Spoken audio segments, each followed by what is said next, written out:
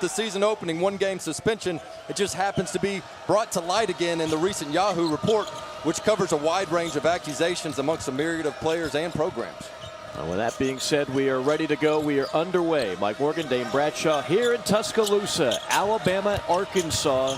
Two teams part of that logjam of 7-loss teams battling for third in the SEC. Here's Sexton in attack mode. Takes it and kicks it out. 3 on the way from Ingram. Left it short, knocked out of bounds by Key. It will be Arkansas basketball. The Arkansas starting 5, meanwhile, they've won 4 out of the last 5. Macon and Barford are the top 2 3-point shooting players in this league. And Daniel Gafford, the freshman, really coming into his own of late. An outstanding 6'11" athletic center who can do it all.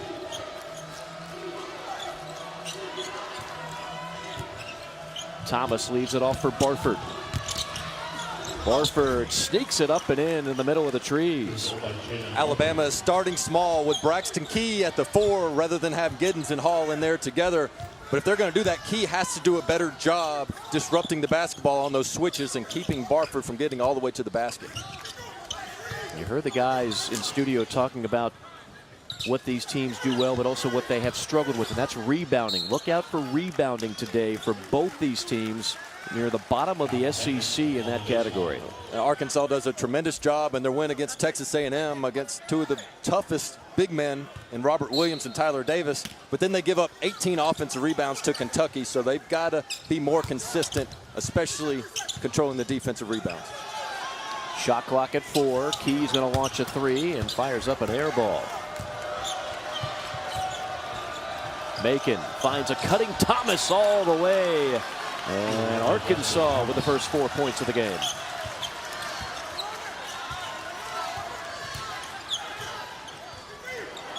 And then a turnover. Ingram threw it right into the hands of Thomas. Trying to find a shooter. It's Macon. You said it, right into the hands. Thomas, not a guy who jumps passing lanes, just a poor pass by Ingram.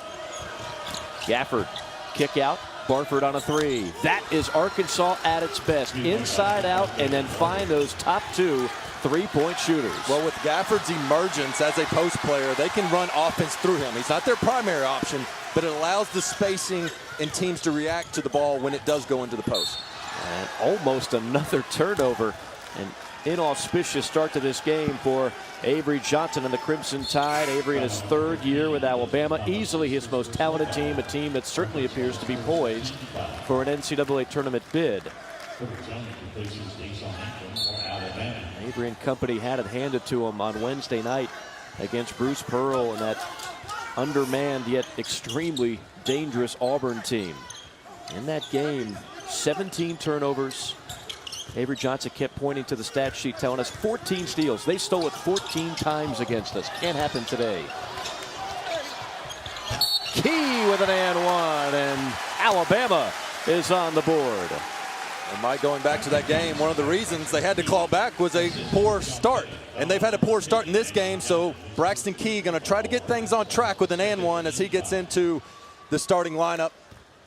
What's important for Alabama there is they share the basketball, and it's somebody making a play other than Colin Sexton. When they get into struggles on the offensive half-court side of things, it's when they stand and watch Colin Sexton. So a good sign to have other contributors early. Foul was on Gafford. You mentioned Braxton Key in the starting lineup. Gafford gets it down low and flushes it home. That's dunk number 56 on the year. The only player in the league that has more is Dante Hall of Alabama with 63. Key in the starting lineup for the first time in the month of February. Sexton passed up a 3, slices, dices, and a block foul called on the Razorbacks. Arkansas also 8-7 in conference play, led by Mike Anderson. Mike Anderson trying to get back to the NCAA tournament after making it last year. Remember, they made it to the 2nd round before squandering a late lead to North Carolina. They had the Tar Heels on the ropes. And, of course, North Carolina came back and won it and eventually won the national championship. That heartbreak became a big key to their motivation in the offseason. And then when they were picked to finish 6th in the preseason SEC media polls, that was a chip that they carried with them on their shoulder. Well, now is the time. It is a logjam right now for 3rd place in the SEC. And if Arkansas wants to prove that people had them wrong and doubted them, these next 3 games are crucial for that. Sexton sinks his 179th free throw attempt of the year. Gafford inside. Gafford is hacked. And you mentioned it, Dane. Daniel Gafford, he was not a primary option at the beginning of the year, very raw offensively. A young man who did not pick up the game of basketball to the 9th grade, but now Daniel Gafford is becoming a top option. And Mike, where have his 2 looks been so far? Lob passes over the top. As Alabama has fronted, he's been wide open on the other side.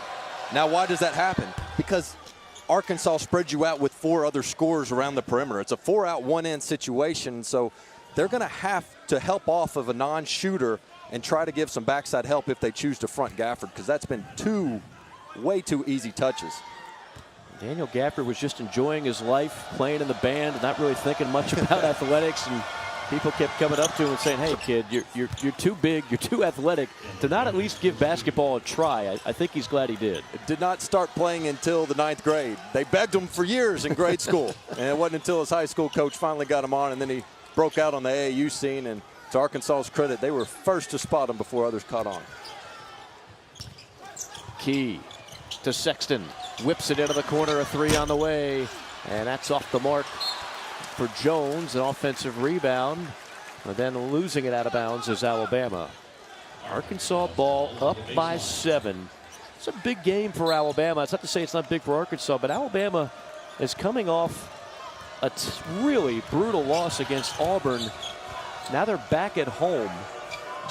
And Avery Johnson keeps talking about, we got to be more consistent. That's consistent defense right there. A steal for the backside. Key throws it out of bounds. A 2-foot pass to Herbert Jones. And Mike, we just talked about, you've got to have help on that lob on the backside. Herb Jones, one of the better, most underrated defenders in the SEC, does just that. That's what caused the turnover. If Arkansas is going to force the post pass into Gafford, you must show backside help.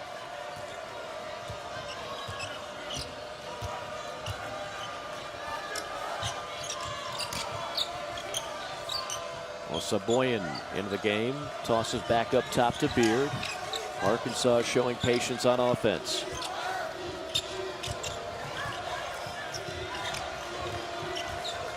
Macon. Inside, strong take, no, and ripped away by Alabama. Here comes Petty.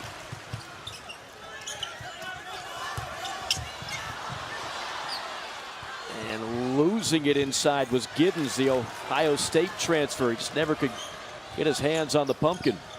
Yeah, neither of these teams really have a traditional back-to-the-basket type post player, but we're seeing them force it in there quite often early on. Barford had it stripped and got it back. Beard. Oh, stop and go. Mean move, but he couldn't finish. And it's out of bounds to Alabama. 2 Alabama bodies on the floor. That's Arkansas, rather, bodies on the floor. Arkansas with an early 7-point lead here in Tuscaloosa.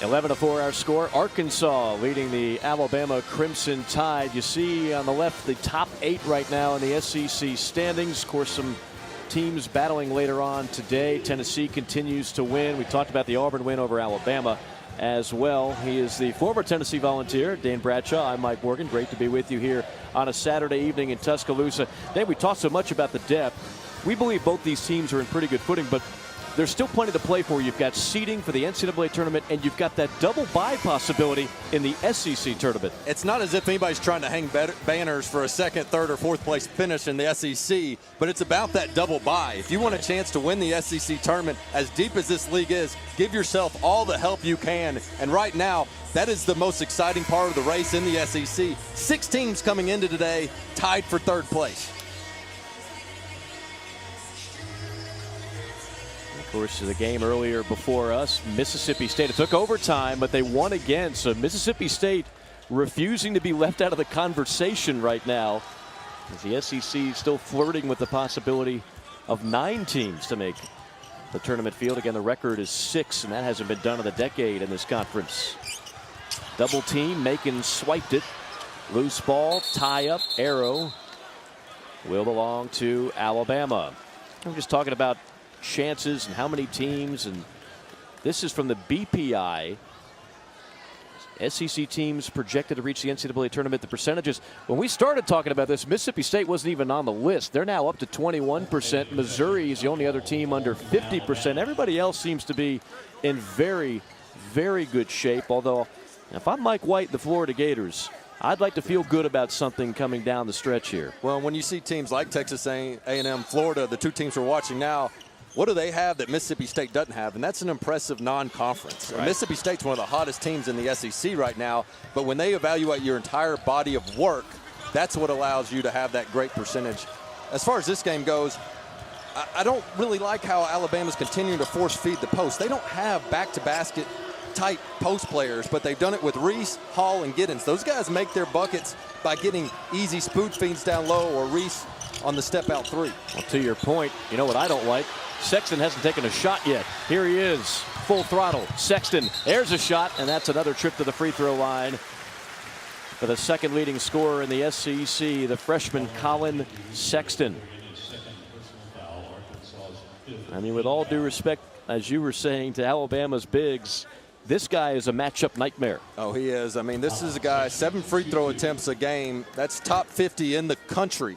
And a lot of it is when he gets the ball in transition. When somebody starts backpedaling on him, and you have to when he has that type of speed, you're a dead man. And the best thing you can do is just try to foul, make him earn it from the stripe.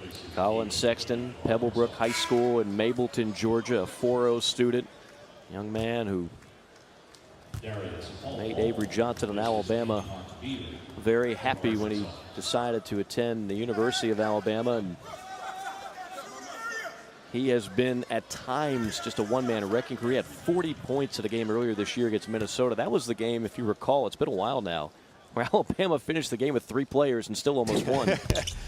Yeah, and what I love about Colin Sexton, more than his game, is just his energy, his passion to win, and how much it cares for him. And when so many people question one-and-done type guys, oh, they're just there for a year, watch Colin Sexton. I mean, you tell me that guy doesn't care right now. He plays as hard as anybody you'll see in the country. And does have leadership skills as well. Sometimes one-and-done guys, you don't see him being very vocal either. Backdoor cut, Macon there just abusing Herbert Jones. We were just praising Herbert's defense, but that time he got beat. There's not many big men in the country you can run that type of play for, but Thompson is one of those. He's got terrific passing skills for a big man.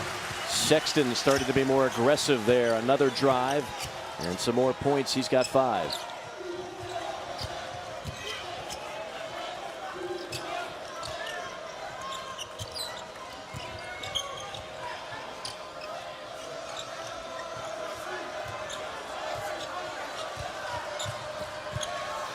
Jones on a 3. That's what he's in for. When you see C.J. Jones on the floor, you know he is going to be firing up some 3-pointers, and he buries the first one. Yeah, he may play 5 minutes or 15 minutes, and it all depends on how he starts the game shooting the ball, and good sign there for them. But that's what Reese is in the game for. Not back to the basket, spread you out, knock down the 3-point shot.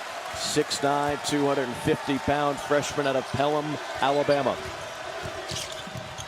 Macon goes behind the back and almost a backcourt violation. Remember, it's got to be ball and body to actually be an over and back. Ball trickles out of bounds, and it will belong to Alabama. Coming up later, we'll take you to the O'Connell Center in Gainesville for number 12, Auburn taking on the Florida Gators, 8:30 Eastern Time right here on the SEC Network. Auburn just continues to amaze and impress playing shorthanded. The Florida Gators, that is a team that could really use a quality win to psychologically get some confidence back. That's going to be such an exciting game to watch because Florida's not scared to run with Auburn. That's how they can win the game too, but they've got to limit their turnovers against Auburn, and they must match Auburn's toughness, who plays so well for 40 minutes. Speaking of tough, Daejon Ingram, always a tough guy to defend on the penetration. So good at getting to the basket. He is the X factor, does so many little things for Alabama. As Coach Johnson has told you and I in the past, when he plays well, they play well. Out of bounds. Alabama basketball when we return. 11:55 to go. First half. Arkansas 16. Alabama 12.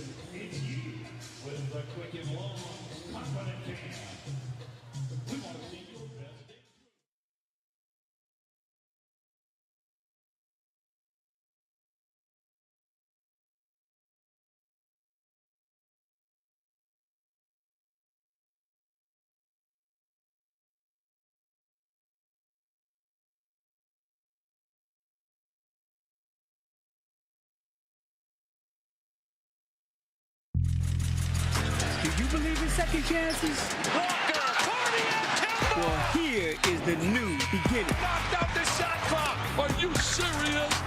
Get ready right now. It's Champ Week. Champ Week, presented by Prism on ESPN. Always one of my favorite times of the year, championship week. We've got it covered from start to finish on the ESPN networks. And, of course, every bounce of the ball in the SEC tournament in St. Louis this year will be broadcasted on the SEC network and the ESPN networks. Mike Morgan, Dane Bradshaw. We've got a 4-point game here. Arkansas leading Alabama. Technically speaking, with that Mississippi State win today, they've got a half-game lead over everybody else in third, but a six-way tie for teams that have 7 losses, trailing only Auburn and Tennessee, and teams you would think will start to separate here in the final 2 or 3 games of the regular season. And everybody has one thing in common for sure. You all want to finish strong and have some momentum going into postseason play. And it's so hard to get a winning streak going, as well as teams are defending the home court in this league. I mean, a year ago, the SEC was winning more road games than any conference. But I think it's actually a compliment this year that they're defending their home court better because the quality of play is better. The excitement from the fans is better. The home court environments has been much better as a whole across the SEC. When you look everywhere from Auburn to Bud Walton Arena to Thompson Bowling Arena, even the hump at this point with Mississippi State has become a tough place to play. Arkansas almost with a steal into the hands of Johnson. Kicks into the corner, sets up the three, and that time buried by Daejon Ingram. Not a great three-point shooter, but certainly capable. And Alabama's made 4 straight field goals.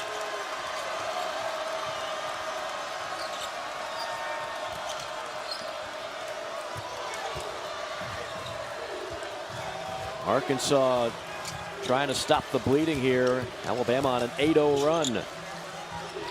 Thompson, no. Jones snatches the rebound. Ahead to Ingram. Alabama had numbers. And they've got Ingram again if they can swing it to him. There he is. And there's the three.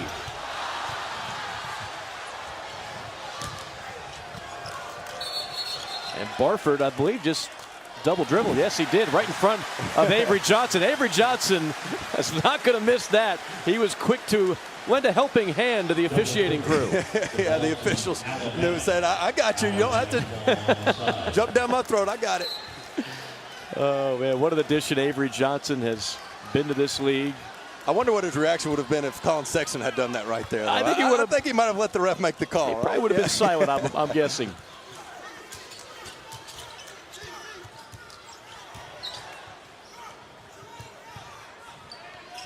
Giddens trying to find somebody open on the outside. It's Johnson pulling the trigger on a three and an air ball.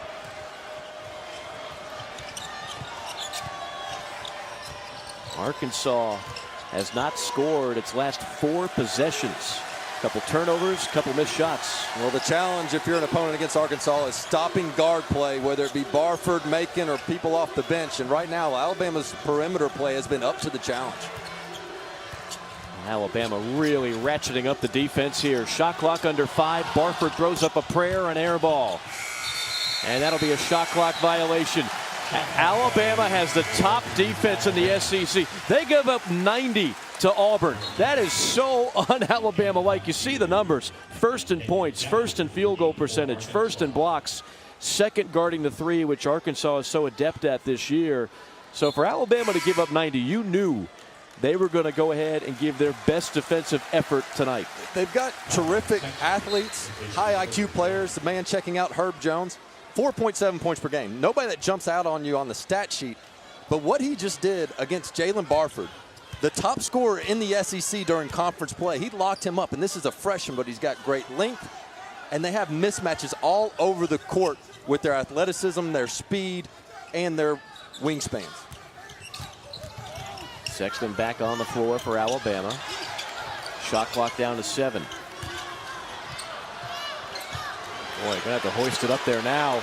Ingram just throws it up in desperation, and back-to-back shot clock violations as Arkansas says, hey, we can defend too. Yeah, but Ingram's got to be more aggressive, either screen away, cut. When he saw his big man Reese in no man's land down there and the clock winding down, you've got to be more aggressive to try to make a play and go save it.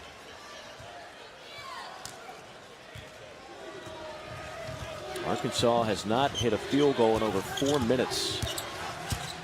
They've got Macon back in the game. They'll use him some as a screener to get him open as a shooter. Barford tight ropes the baseline and throws it away. Ingram on the attack. Ingram gets hammered on the head.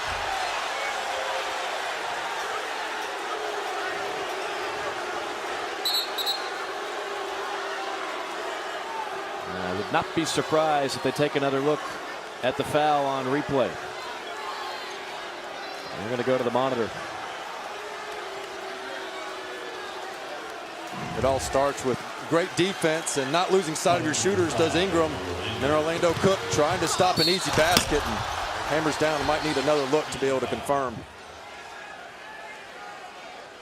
I see Cook just kind of swiping.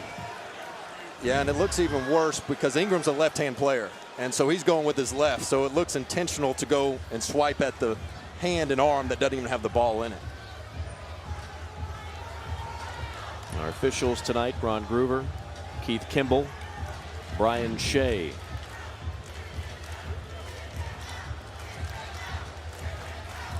And the moment it happened, Avery Johnson sprinted almost toward midcourt to say, hey, we need to take another look at that one. Well, the way Ingram falls to the floor and the hair's flopping through the air, I mean, the dramatics that can go with it sometimes can be even more than the actual contact that was made.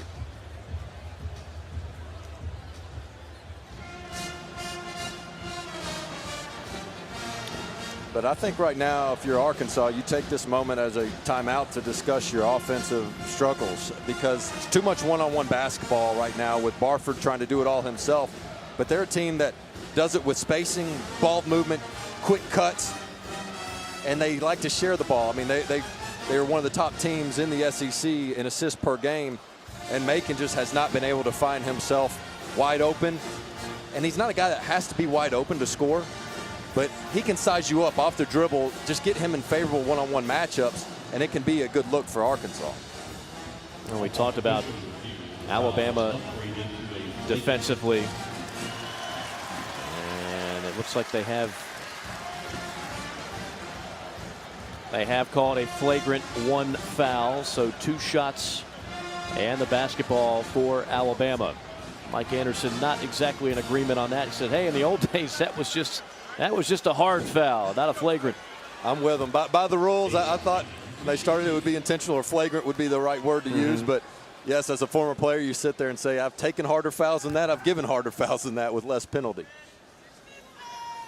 You offered up a few I was talking fouls in your day on the radio earlier this week, and they talked about my relationship with officials. And as a player, it wasn't great because I was kind of the makeup call guy. Like when fouls were down, I'd come in the game. They're like, oh, we can get a quick whistle here, make the coaches happy. And before you know it, I've got 2 fouls in 2 minutes, and I haven't done anything wrong. So. The Rodney Dangerfield of former SEC players. He still gets no respect. He is Dane Bradshaw. I've found a greater relationship and bond with the officials these days. I've been more professional. I've gotten over it. But you're not that doesn't mean I've feisty. forgotten. I can forgive. Doesn't have to mean I forget.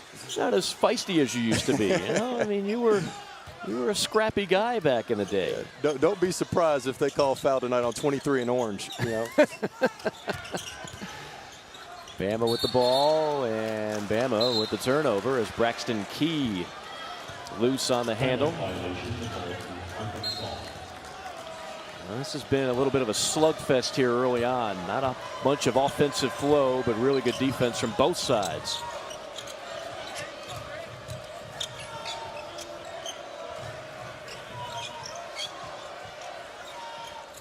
Beard lines up a 3 and hits.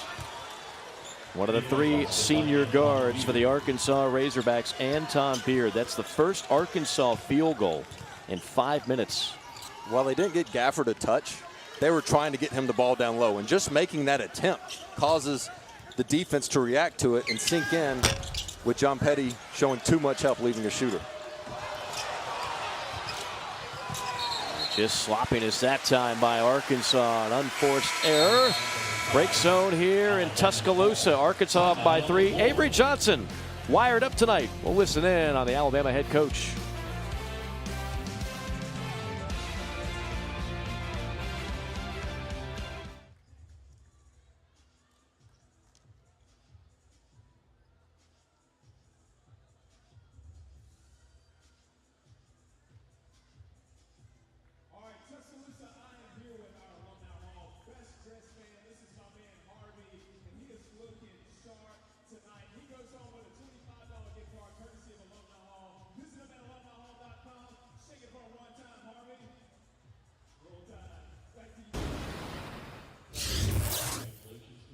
Come here, son. No, listen, son. For the love of God, when you back your man in, go with your right hand jump hook, because that's the one you're going to make 10 out of 10 times. We don't need the left one.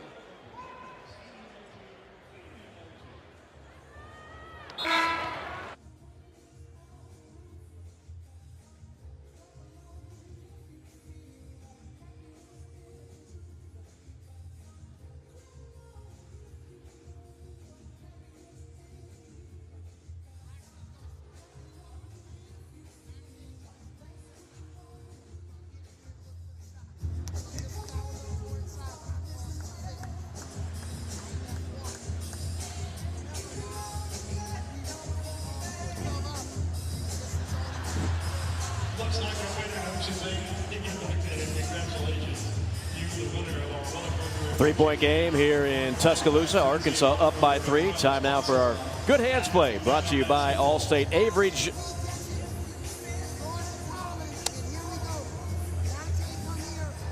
Time now for tonight's Inside Access presented by AT&T. Alabama coach Avery Johnson wired as we go inside the huddle. Come here, son. No, listen, son. For the love of God, when you back your man in, go with your right hand jump hook, because that's the one you're going to make 10 out of 10 times. We don't need the left one. Avery Johnson with a little tutelage for one of his freshmen this year. Avery Johnson always coaching, always teaching, and the players respond to Avery Johnson. The one thing you notice when you go to an Alabama practice or shoot around is the fact that there's so much respect. I mean, you see a guy who played in the NBA for several years, a guy who was an NBA coach in the finals back in 2006, and someone who has brought that cachet to the campus here, the University of Alabama. I think when the news first broke that Avery Johnson was taking the job, there was a lot of kind of head scratching, a little bit of raise of the eyebrow, like, is he really going to be fully invested in coaching the college game? The answer is an emphatic yes. I mean, he is bought into this job and building this program back up. Three on the way, nothing but net, and that is big for John Petty, who is coming off a nightmare showing on the road, but he has been terrific at home this year. With his road woes, we talked to Avery Johnson earlier today about it, and he said, look, we told him we'll worry about the road later. Just make sure you keep doing what you do at home, right, because we got a home game tonight. Arkansas responds with a bucket inside. The numbers for Petty this year from three, I mean, just an incredible differential, home versus away. Macon on a leaner. Macon responds. That's one guy, if you're Alabama, you do not want to see catch fire. Daryl Macon, the fourth leading scorer in the Southeastern Conference at 17.5 per game. And that right there is the pace and tempo Arkansas wants to play at. So the previous possession, you like Alabama being aggressive, Colin Sexton taking it, but when it's 1-on-4, it creates the tempo that Arkansas wants. Key misfires on a three, out of bounds. And it'll remain Alabama basketball. This is what we were just talking about with Petty. I mean, you see the stroke. It's pure, Dane. Everything looks good about it, and he's been so good at home and had a game this year at home against Auburn. He hit 8 threes. On the road the other night against Auburn, he couldn't hit the broadside of a barn. Home versus road, 53% versus 17, 51 versus 18 from downtown. And that same shot he made is really the same shot he had at Auburn. That was a complete air ball. That's right. Towards the end of the game. And so there's no questions of confidence. And with these young players, Mike, when I was playing, every game wasn't televised. It wasn't Twitter. You couldn't check your name after a game and just see everybody bashing you. What a block by Dante Hall. Boy, Gafford took it in for the dunk, and Dante Hall said return to sender. That is a huge block. Sexton on a pull-up.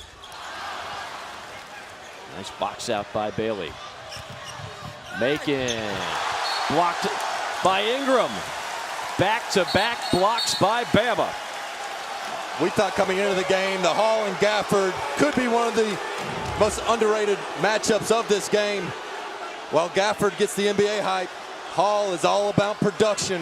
And then how many times do you block a shot and then just catch it on your way down? They actually have just called a foul on Ingram on the block. Well, it must be a technical foul. Yeah, his reaction after the block to apparently cause a technical foul.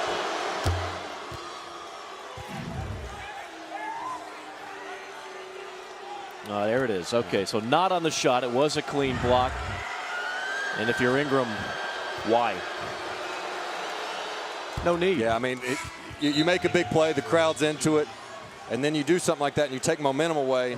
And not only that, but to Daryl Macon, one of the most dangerous players in the SEC who has not found his rhythm, all of a sudden gets 2 easy free throws.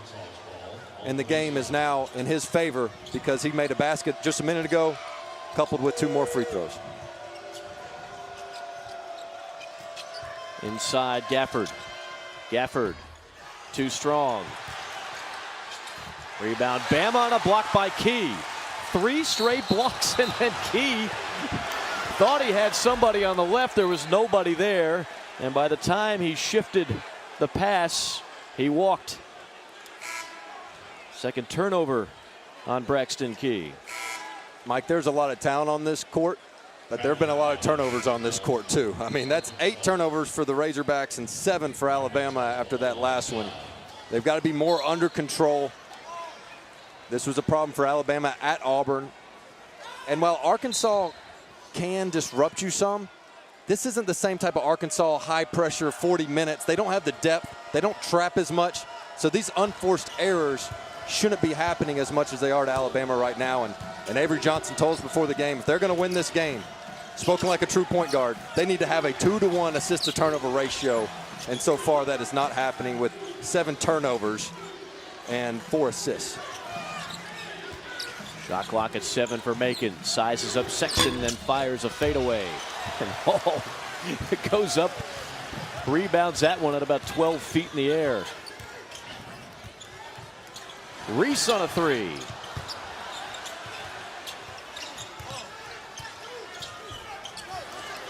Sexton wants a clear out.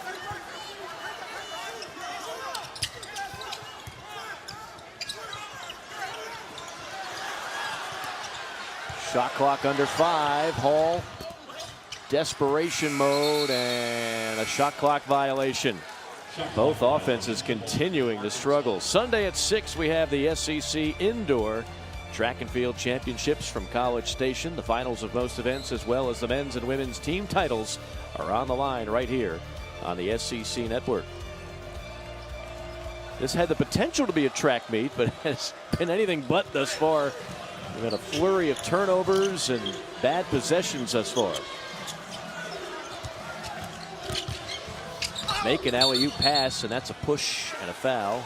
Down low on Alabama as Adriel Bailey, who is a Skywalker, got bumped as he was trying to leave the ground. Even with that foul, Alabama's doing the right thing with their perimeter defense. The guards for Arkansas like to shoot from 3 and pull up jumpers. If you can continue to send them into the help where length and shot blocking can occur, that's where they struggle the most to score. First foul on Jones, 3 team fouls on Alabama. And then a steal. Here comes Jones. Look out. And it's stripped by Macon. What a defensive play by Macon. Now Daryl Macon on a blow-by, a kick out and a 3. What a possession and an exchange for Arkansas. All set up by the senior Daryl Macon. Anton Beard turns it over on one end, but the hustle back to make a play, causing the turnover on Jones. And that's what happens when you have shooters spread out all over the place.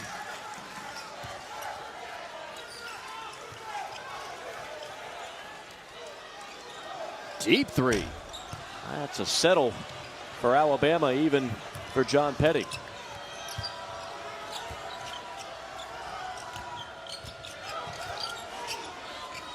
Macon, rise and fire, left it short. Bailey had it, lost it.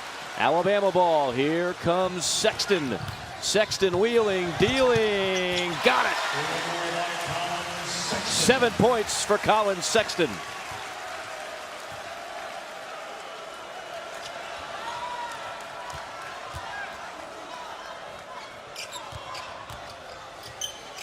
Backdoor cut Macon. Macon hangs and hits. Daryl Macon for the second time, burning his defender on the back door. Turnovers are the name of the game so far. Who's going to convert on them? Arkansas strip, sharing the basketball. Jones getting hot. That's 2 threes for him now.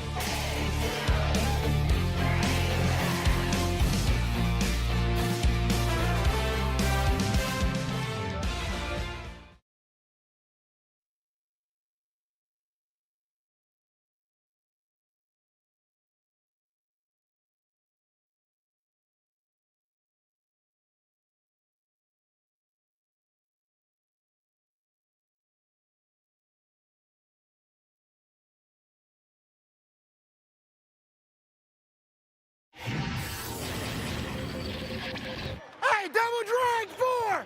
Double drag 4! Double drag! Hey, stay up! Stay up! Hey! Hey! Where's Danny Green? Where's Danny Green? Run it!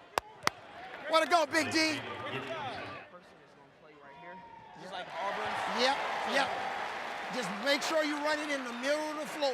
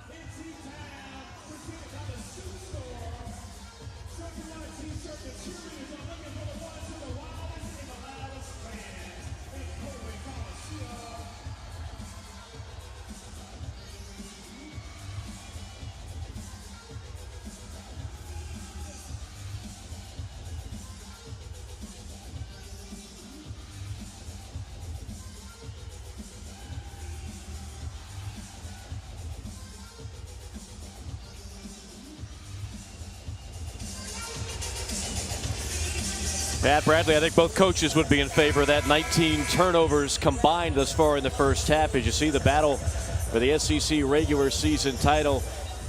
Auburn and Tennessee with clear advantages. Right now, Auburn has the biggest advantage. A game-and-a-half lead over the Volunteers as you look at the remaining schedules. Tennessee disposing of Ole Miss earlier today. Big one for Auburn in Gainesville tonight.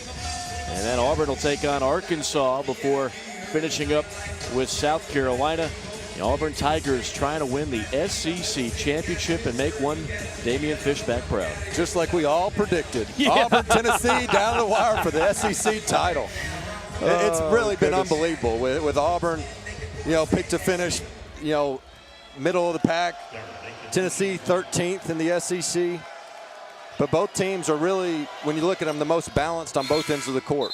Different styles of defense, but their offense can carry them on some nights, and if their offense isn't there, they can find ways to win with their defense. Well, look, I'd be the first one to tell you I had Auburn and Tennessee higher in the preseason poll, but I also be the first one to tell you I did not think either one of them would be cutting down the nets for the regular season championship.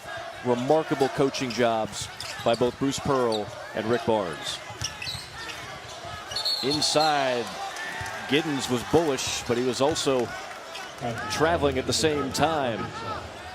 Another turnover on Alabama. 10 turnovers on the Tide in this first half. Remember, they had 17 in the loss to Auburn.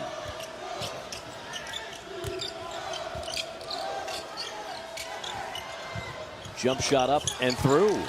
Darius Hall says, I'll take the mid-range. Hall, the freshman from Little Rock. And that won't seem like a big play, but when Mike Anderson is resting Jalen Barford and Daryl Macon, when you can get points from role players and sustain the lead, that is a big-time play. They can't just be reliant on their superstars on the perimeter. They must have scoring from their role guys.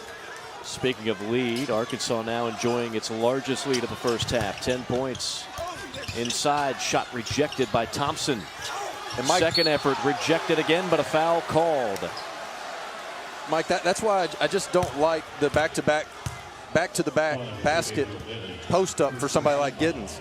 He's not a threat to score in that situation, and a give and go with him and Reese I don't think is your best option on the court, and they continue to throw it inside there. Swing it around the perimeter and let guys like Ingram and Jones get inside and create inside shots for inside rebounds against a thin Arkansas front court. Don't forget Monday night, SEC Inside gives you an all-access pass to Texas A&M and Mississippi State basketball for never-before-seen footage and sounds from the season so far. Inside the Aggies at 9 and the Bulldogs at 9:30 Eastern right here on the SEC Network and the ESPN app. Dane Bradshaw, Mike Morgan here in the Coleman Coliseum. Arkansas and Alabama meeting for the one time this year. They used to be Western Division foes where you would meet twice a year. Jones on a pull-up. He's feeling it today. 8 points now for C.J. Jones, a sophomore from Birmingham. You had a feeling when he saw that first one go through. He's a volume shooter, a confident shooter when he sees it go in the net. And for the young man to see his first shot go in early in this game drew a lot of confidence for him.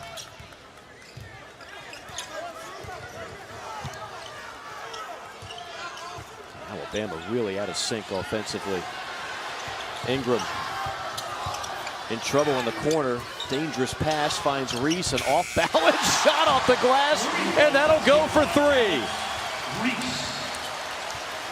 Sometimes it's better to be lucky than good.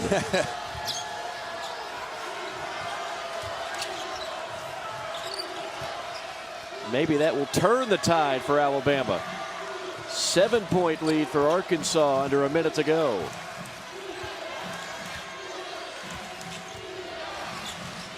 Tough shot by Beard.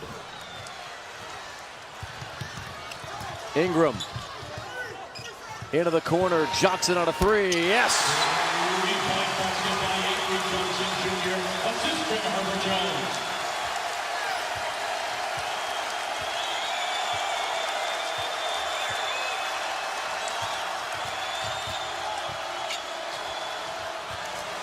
Jones still feeling it.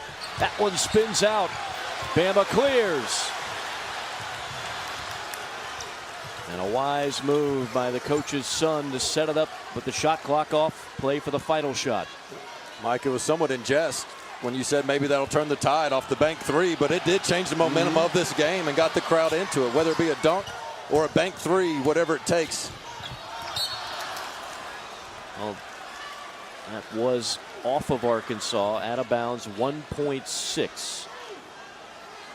We got time for a catch, maybe even one dribble before a shot. Yeah, they're saying Alabama ball initially, but it appeared to me that I don't think that went off anybody. I thought that was a turnover by Ingram. I believe they might be changing the possession with Mike Anderson calling a 20-second timeout.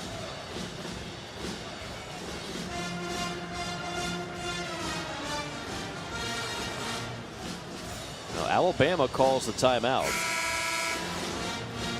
Mike, I'd love to tell you what play to draw up, but I don't know who the heck has the ball right now, to be honest with you. So I could give you 2, but I don't know if we have enough time. So it looks to me like Arkansas is confirming they have the ball. They've checked in Gafford, right. And so to me, they're putting Gafford in to try to make a home run pass, let him do a jump ball down in the post and see if he can't turn around and get a quick 2. But I could be wrong. They're saying Alabama ball. Yeah, saying off of Bailey. And now Arkansas will return the favor. So maybe he was busy drawing up an offensive play and realized they didn't have the ball. Got to do a different defensive play call this time. So sorry for the confusion, everybody. But most highly anticipated final 1.6 seconds of the first half. 35-31, Arkansas in the lead. Both teams have been stifled a bit offensively, each team with 10 turnovers. However, Arkansas has shot the basketball fairly well, 48% from the field and 4 for 7 from behind the arc. But you've talked about it. Alabama fortunate to be down only 4 points with the way they have executed or not executed offensively. And I think a big key is because Arkansas has turned it over just like they have to cancel some of that out. But they've hit 5 threes, not the prettiest when you see the bank 3. But it did give them some momentum and confidence. Oh, this is where you wish you had a Pat Bradley to just give the ball to right here for a desperation 3. Hall's going to have a good look. And Hall has it rattle off. Arkansas with a 4-point lead, and you see when leading at the half, they have won 36 consecutive games. Alabama will try to put an end to that streak. 35-31 the score as we send it to the studio with Peter Burns, Damian Fishback, and the shooter Pat Bradley.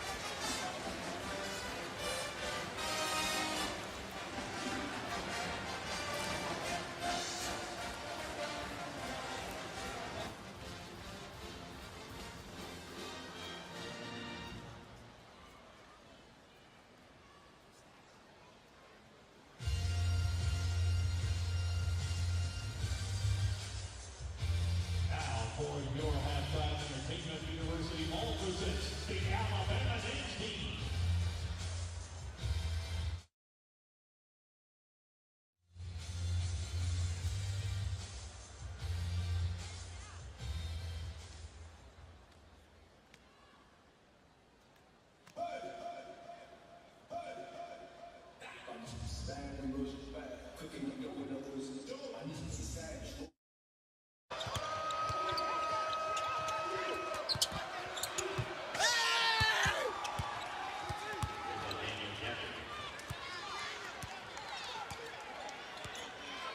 touch backdoor passes. This is not a replay. This was the second time he was able to get that same exact play to Daryl Macon to try to free things up for that shooter. We'll take a look at the guard comparison. Macon and Sexton leading the way for their respective teams. Moving ahead of the second half, Dame Bradshaw, as we mentioned, not exactly a Rembrandt offensively for either squad. What do they do to clean things up? The message is the same for both coaches to their teams in the locker room. It's take care of the basketball, play aggressive, but don't be careless. And I think that starts with getting the ball into the right people's hands. And Arkansas starting inside out, which is what they try to do to open up this game. Good look for Macon, who misfires, but there's the man they call DT, Dustin Thomas, on the follow, and he'll go to the free throw line. One of those role players you were talking about, those glue guys. Thomas, a senior at Texarkana, a transfer from the University of Colorado, does all the dirty things that you need to be a good team, particularly come postseason time. You see the resume on Arkansas, BPI of 38. And before that loss to Kentucky, they rattled off 4 straight. I think that really took away some of the anxiety surrounding Arkansas. Their resume is looking awfully strong right about now. And one way for them to really improve as a team would just be cleaning up the glass. And while Thomas isn't going to light up the scoreboard, he is a key component in Arkansas becoming a better rebounding team. And they did extremely well in the first half, out rebounding the Tide by 2, which is a big time improvement after that loss against Kentucky.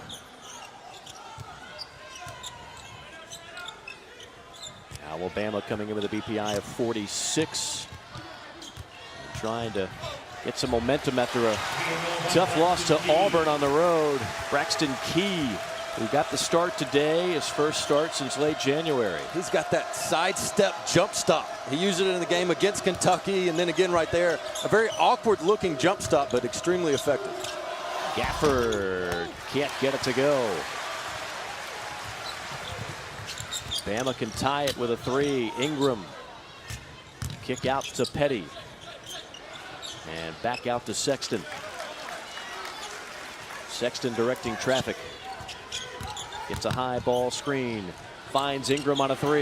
Got it! And we're tied.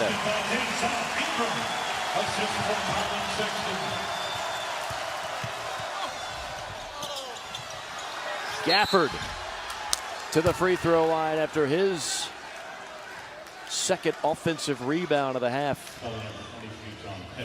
You have to replace behind Colin Sexton. Don't stand on the perimeter. Ingram does a great job shaping up, and Sexton knows where his teammate's going to be.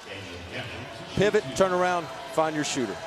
And one thing Avery Johnson told us yesterday is we have to get out of, at times, just watching Colin Sexton. He's such a great player and he's such a great talent, but like any great player, when they start putting on a show, sometimes the other 4 guys on the floor get caught watching the same show. Yeah, we like to watch him, but his teammates do too. But if you move without the basketball, Colin Sexton will find you. This is not a selfish player, and you will get open shots.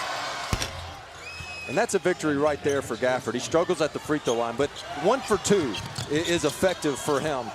And again, I want to go back to that Hall-Gafford matchup. We talk about the guards all the time, and I feel like Hall can bother Gafford, but Gafford is certainly holding his own and showing you why many have him projected in the first round of the NBA draft. Possession arrow going Arkansas's way. Alternating possession ball, the ball to Alabama. Alabama's ball on the side.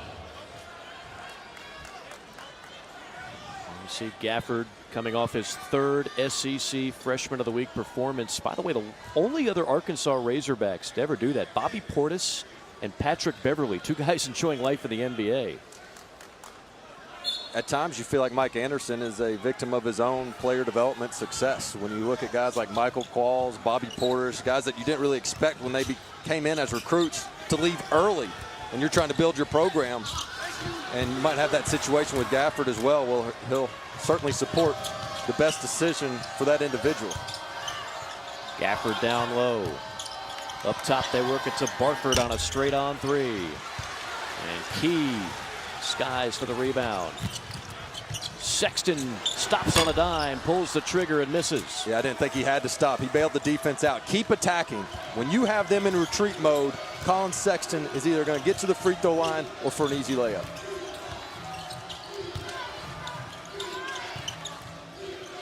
Beard puts a dent in the backboard. Alabama has not led in this game. You look at what they've done the last 2 games. They've trailed 75 minutes and change out of a possible 80 minutes of action.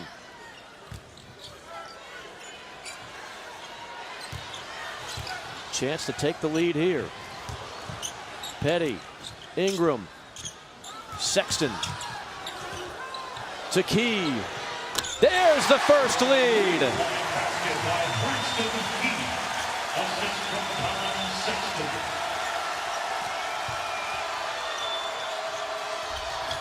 Gafford has it rejected.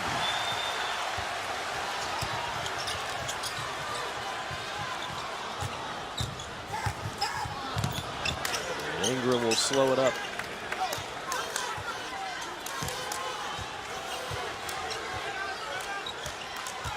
Avery Johnson imploring his guys to move. Key missed the alley-oop and then tapped it back up and in. Braxton Key has been ultra active here in this second half. He's got 9. Again, starting in place of Giddens, making the most of it, especially in this second half. Timeout, Arkansas. Alabama up by 4. Can the Tide hold on?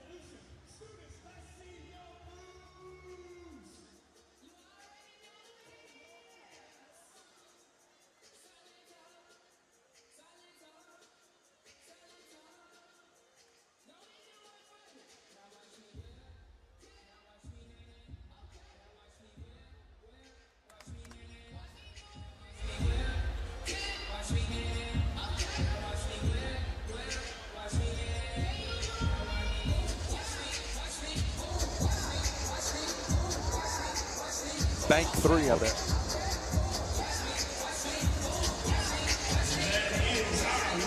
Alabama enjoying its first lead in 2.5 games, and Dame Bradshaw picking it up on both ends of the floor. Arkansas has been committed to working inside out, putting the ball down low to the talented freshman Gafford, but that draws attention, and great job helping by Key. And he also competes on the other side where Arkansas has struggled to corral defensive rebounds. Key took advantage there, as well as hitting a big 3 just prior to that possession. With all the talk about these talented freshmen, it's easy to forget how good Braxton Key was last year as a freshman. Of course, he started off coming back from the knee injury this year, missed the first 10 games or so of the season, and finally back in the starting lineup for the first time since late January. He can be a major offensive weapon. It can't all be Sexton, as we've talked about. This guy, though, can certainly pick up the slack. He's somebody you can post up and work on the perimeter. But I think even more important for Braxton Key is what's his attitude? Because he was the star freshman last year. There's a lot of hype for him coming back as a sophomore. Yes, he was injured early on, but this season has been all about Colin Sexton in terms of the PR and the marketing and the hype around him. But as far as we know, that hasn't bothered him one bit. He's embraced Colin Sexton and realizes they can do it together and have a special season, as they did just 2 possessions ago with Sexton flipping it back to Key for the 3-point shot. Alabama in the midst of a 16-2 run. We'll see if Arkansas has an answer here. Macon weaving, firing, blocked by Ingram. And out of bounds to Arkansas. Avery Johnson is wired tonight. And we'll hear what the Alabama head coach has to say when we return.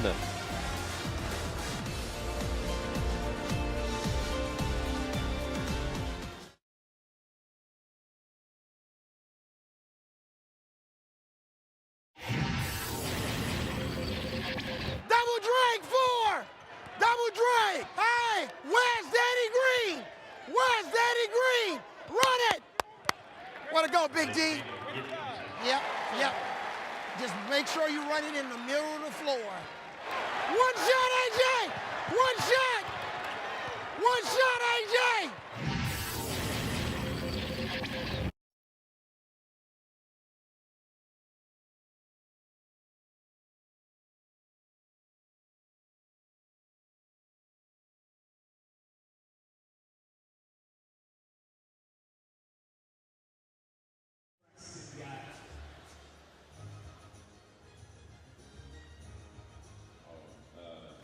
Cookies and crazy blast, chocolate, vanilla, strawberry, chocolate chip, chocolate chip cookie dough.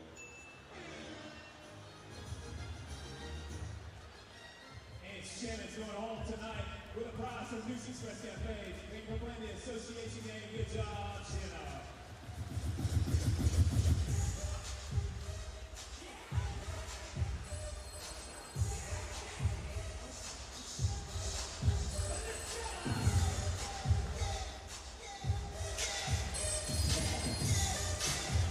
Second half, Alabama up by 4 as we eavesdrop on the leader of the Tide, Avery Johnson. Double drag 4. Double drag. Hey, where's Danny Green? Where's Danny Green? Run it. Way to go, Big D. Yep, yep. Just make sure you run it in the middle of the floor. One shot, AJ. One shot. One shot, AJ. You might recognize some names in Avery Johnson's play calls, including Danny Green, a guy that he worked with in the NBA. I'm waiting for a Tim Duncan play. I'm sure he's got one in there. Maybe an Admiral play, a little David Robinson action coming at you. I love it. We talked about him earlier in the first half, but you know, when you look at Avery Johnson, how he connects with his players, he's been everywhere they want to go. And when he can rattle off plays that he coached personally in the NBA, that's just one example. The shot clock was under 5, and Daryl Macon knew it, had to force one up there and gets bailed out. And Dane, the epidemic around the game of basketball, not just in the college game, I see it in the NBA all the time. Defensive players fouling three-point shooters. I mean, why would be the question. Especially late in the shot clock, and Daryl Macon's one of those guys you know you have to contest because he's such a dangerous player. But you just have to give him room to land and don't hit the wrist, because if you foul him, he is a terrific free throw shooter. And Macon misses the first free throw. You're not going to get many rejections of three-point shooters in the first place. So why not just play it straight up, take your chances? Even the best three-point shooters are under 50%. Arkansas second half field goals 0 for 7. And they've missed 9 straight dating back to the first half as Alabama calls timeout. So that Alabama defense, which has been suffocating opponents all year long, we showed you the numbers, #1 in almost every major statistical category. And right now they've got Arkansas stymied. Coming up later, we'll take you to the O'Connell Center in Gainesville for number 12 Auburn taking on the Florida Gators. That'll be at 8:30 Eastern time right here on the SEC Network and streaming live on the ESPN app. Bruce Pearl and the Auburn Tigers, if they can pull off another road win, they'll be one step closer to an SEC championship. See notable climbers. These are teams that started up the preseason unheralded, many of them unranked, including Auburn. Tennessee could easily be on that list if you extend it to the top 20. They're in the top 20. They were unranked at the beginning of the year as well. So the SEC, in addition to the teams we thought that would be good, that have lived up to that, we've got those dark horse teams. And that's really what adds to the strength of a league. It's when you have teams not getting all the attention in the preseason that still perform well. And for that SEC as a whole, they made changes years ago in terms of demanding each team have a tough non-conference schedule. And that was the first step. The next step was winning some of those tough games. And that's what they've been able to do this year, to where even when they have somebody might have a bad loss on the road or at home to a team that's not in the NCAA tournament conversation, it's still within a good 100 RPI. Shot clock violation. I'm not sure a couple of the Alabama players had any notion of what was left on the shot clock. Gave it to Ingram with virtually no time left. 3-point lead, Alabama. Arkansas with the ball. And Gafford missed one from up close. He's not going to get a better look than that. Here comes Sexton full throttle. Sexton will go to the free throw line. When he puts it in fifth gear, look out. There's just not many players in the country that are as explosive and as fast as Colin Sexton. And that's why you don't settle for the three-point pull-up as he did earlier in this half. Anton Beard was back. He was in position, and he was ready to take a charge, but he could not get set or move his body as quick as Colin Sexton could adjust his. Over 180 free throw attempts now on the year for Colin Sexton. McDonald's All-American, a young man who played the two guard in high school. His high school teammate was Jared Harper of Auburn. And he certainly projects well as a point guard at the next level. Macon, nice dump down to Gafford, who thunders it home. Dunk number 57 on the year for Daniel Gafford. And now Arkansas dialing up full court pressure. Yeah, they haven't pressed as much this year. Alabama worked on it and shoot around to attack just like that. And I love what Avery Johnson has done there. If you're going to beat pressure, don't bail the defense out and bring it out and run time off the clock. Attack and make them pay for pressing it.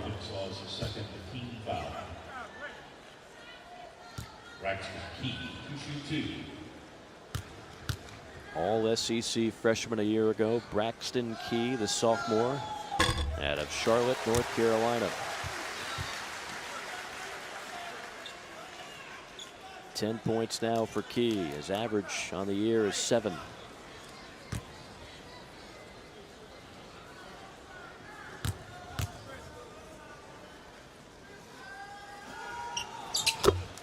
Braxton Key scores 2. Alabama up 4. As Daryl Macon has had some success driving the basketball and getting inside the lane. Don't be surprised if that opens up a three-point shot for him now that he's proven to be a threat in this game all the way to the basket, but a bad look there by Barford.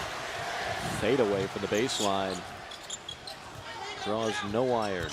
Sexton, killer crossover, and then fouled. Sexton, it was so quick, it was like a magician. I don't know if you can even see it. He went through the legs, then behind the back. Watch this. Yeah, it's a heck of a move for sure, but they defended it the way you want to. Bring two people to you, crowd the dribbler, and try to create the turnover. So, well, I'm with you. It's exciting to watch. But I applaud Arkansas. I thought they did a good job outside of fouling. Colin Sexton erasing any doubt as to whether or not he would play. Again, we got word from an Alabama official before the game said that they had any concern about his eligibility moving forward, he would not have started today. And they feel like they are in good standing with Colin Sexton. He's in good standing with the NCAA, and everybody presses on with one of the top freshmen in America still starring for the Crimson Tide. Shot clock down to 6. Sexton forced that one with 5 to shoot. Offensive rebound, toss up, no. Thomas clears into the hands of Macon. Now Arkansas with numbers. Into the corner. Jones, stop and pop, got it. C.J. Jones. When he touches the ball, he is looking to shoot. And he has been on fire to start this game and continues to be for the Razorbacks.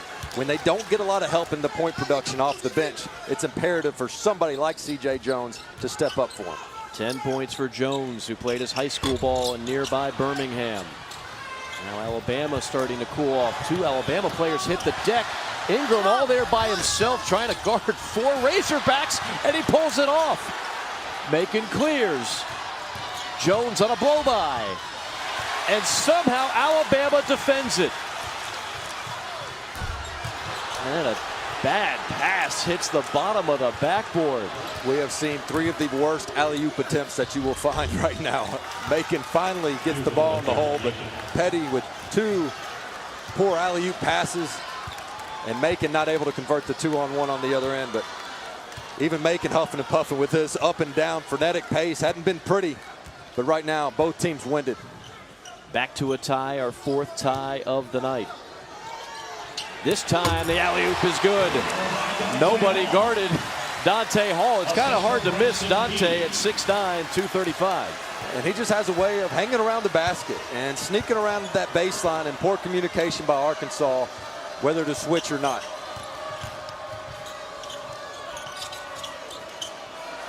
Jones feeling it. Jones hitting it again. 13 now for C.J. Jones, back in his home state. A guy that they probably didn't spend a ton of time on the scouting report, at least not with the production he's showing tonight, but he has been the most consistent threat from the outside for the Razorbacks tonight. Under 12 to go. Back and forth we go. Arkansas up by a point. Key kicks it to Ingram. Spins out, tapped up. Look who's there. Dante Hall. Petty. Got it. Fantastic by John Petty.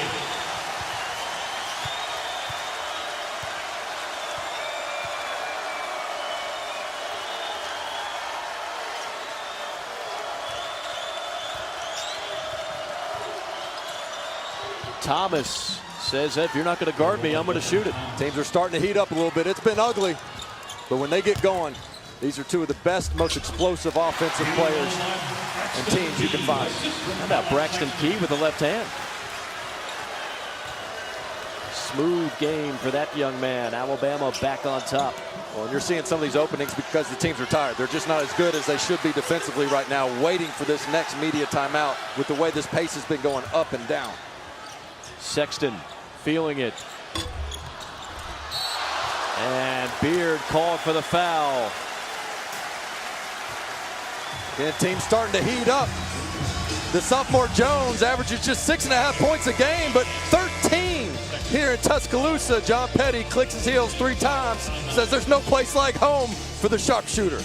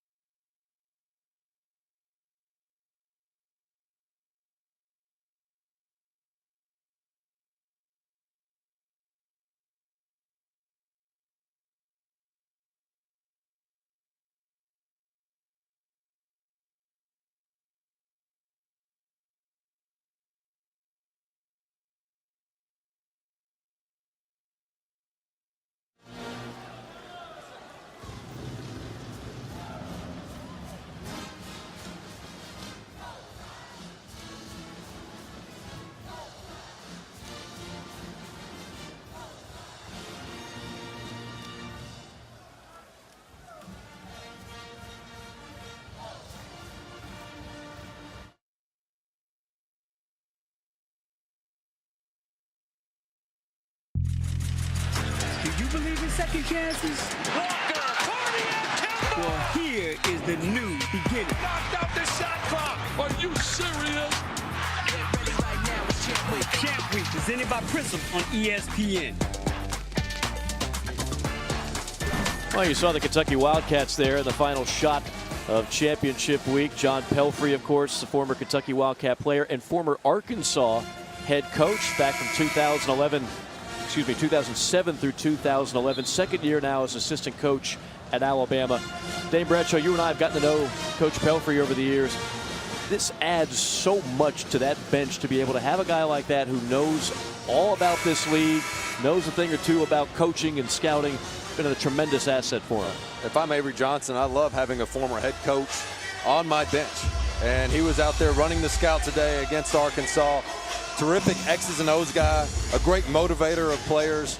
And you're right. I mean, he's such an underestimated part of Avery Johnson's coaching staff, and a terrific hire by Coach Johnson. I think sometimes we always know the importance of a coordinator in college football, right? I mean, everybody talks about who the offensive and defensive coordinators are, the play callers in football. We never think of that in terms of basketball. I think if you look at some of the best staffs in the country, the best programs in the country, I'll show you a head coach that's got a really good coordinator of sorts on the bench with him. No question. It takes a team, and that's the same for a coaching staff, whether it's your best recruiter on the staff. Who's your best X's and O's guy? At times, you might have a better offensive coach and defensive coach on that sideline who are chiming in on how to defend a certain team and how to attack them on offense. Petty now with 10 points. Alabama back up by 4. Arkansas loads up an open 3. Bailey on the rebound, and Bailey that time a little bit of want-to down low on the offensive glass. Well, when Alabama went zone there, that means you have to find an area to box out. Alabama failed to do so.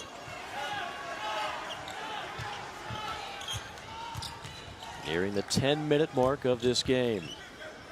Hall working the block. Backing in. Shot clock to 7 for Johnson. Johnson throws up a runner. Not a great look, but Arkansas bails him out as it slips out of the hands of Jones. Sunday at 6 p.m. we have the SEC Indoor Track and Field Championships from College Station. The finals of most of the events and the men's and women's team titles on the line. That's right here on the SEC Network. Dan Bradshaw, Mike Morgan here at the Coleman Coliseum in Tuscaloosa. Great matchup between two teams that appear to be destined for the NCAA tournament, Arkansas and Alabama.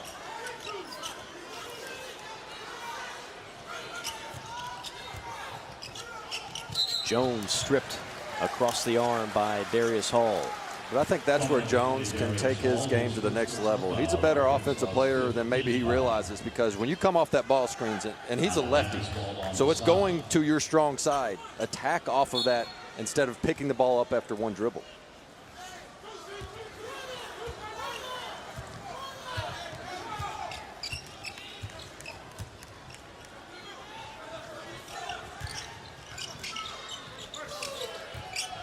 Jones in the lane, pivots, fires, an air ball, and then another opportunity for Alabama. Arkansas just getting careless with the basketball.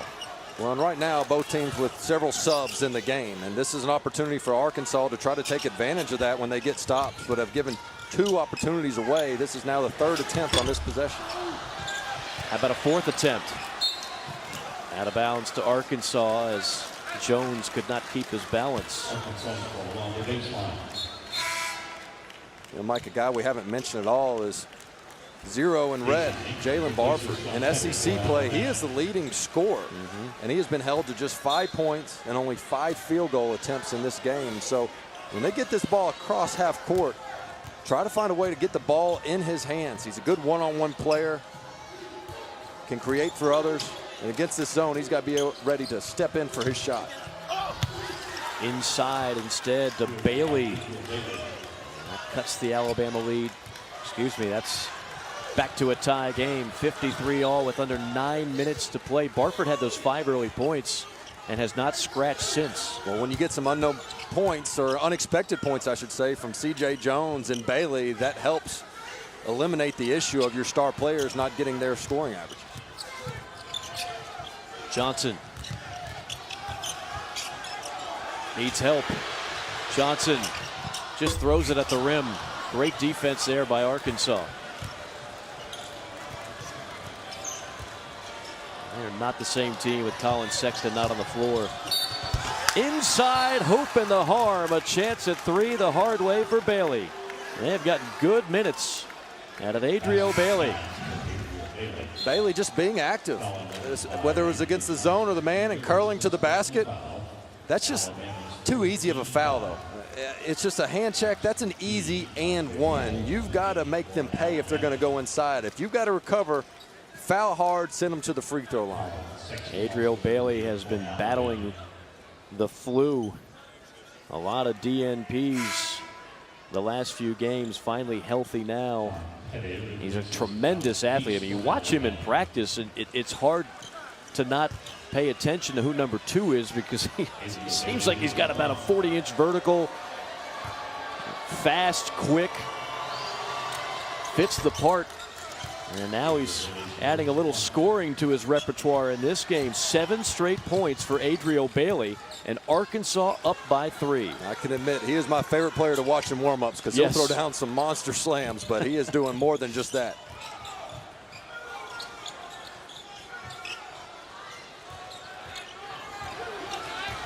Ingram takes it strong, and he is hammered. Ingram already got fouled hard in the first half. Remember, part of the flagrant foul to the head. Timeout on the floor. Things getting interesting here in Tuscaloosa.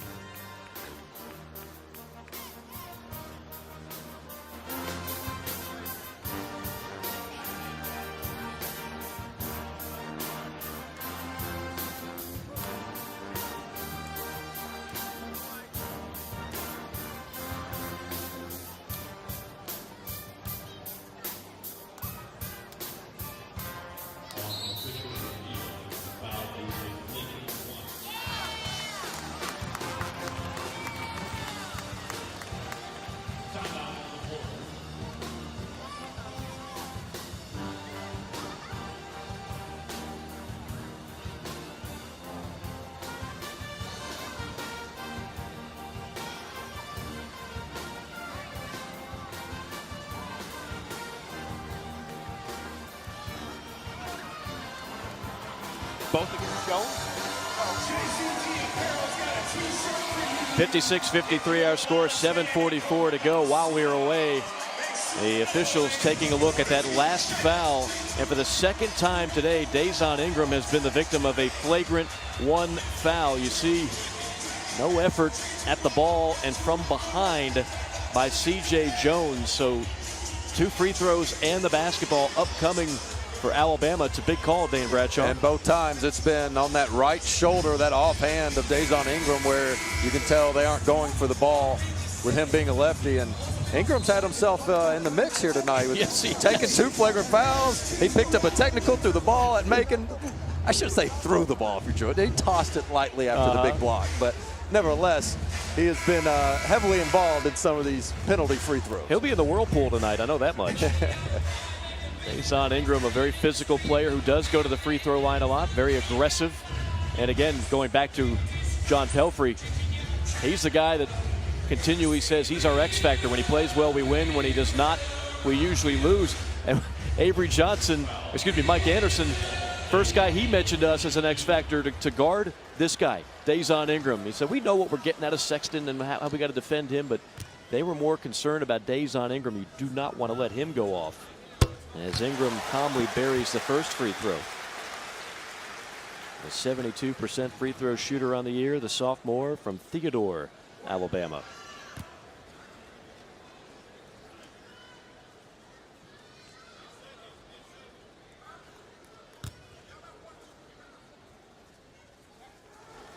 $11 points now for Dazon Ingram, and it's back to a 1-point game.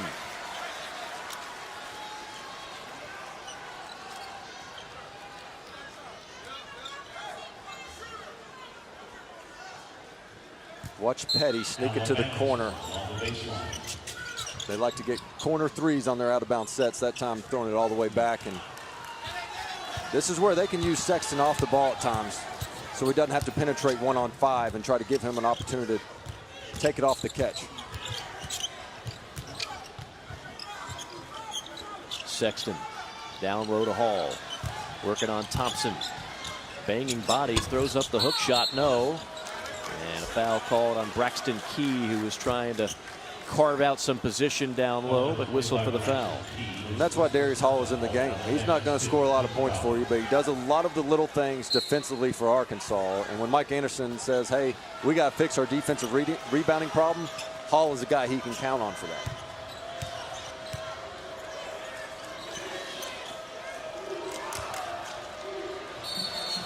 Did he step out of bounds? He did.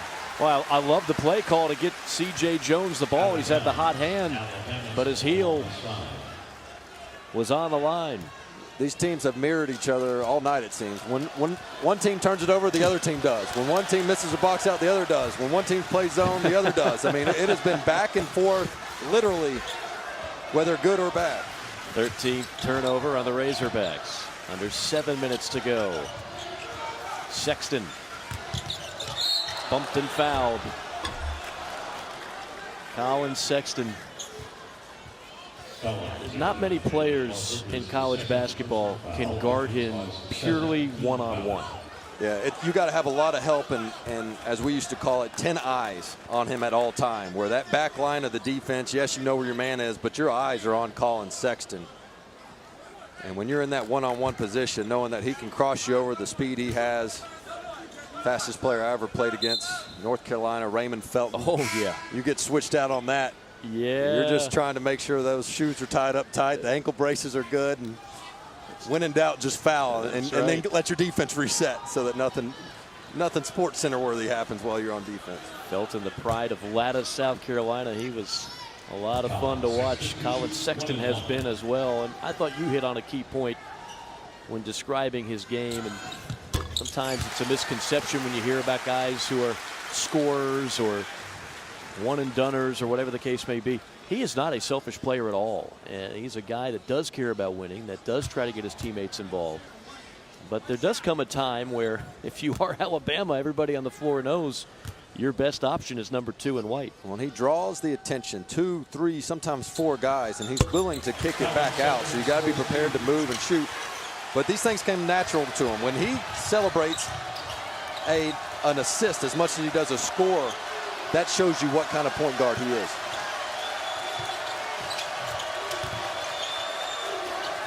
Barford on a 3. There it is. He's been quiet, but don't sleep on Jalen Barford. The SEC's leading three-point shooter at 44%. Mike, a year ago, coming out of junior college, a 27% three-point shooter in his first year in the SEC.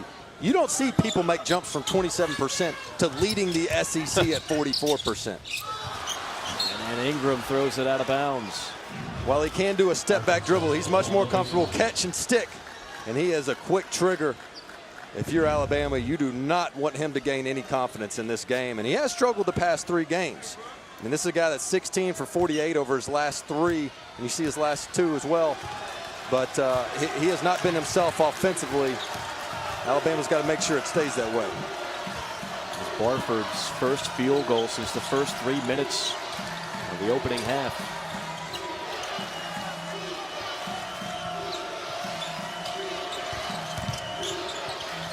Thomas from 17. No. Follow. Gafford. No. Second try. Misses the dunk. Got it back anyway. And then is fouled. Give him an A for effort. Daniel Gafford just kept jumping on his pogo stick. From drummer to dunker. I mean, this guy didn't even play basketball until his 9th grade year, and he has caught on quickly, hustling, staying active. Not a big body physically, but he has the vertical leap and the motor and that quick bounce off the ground.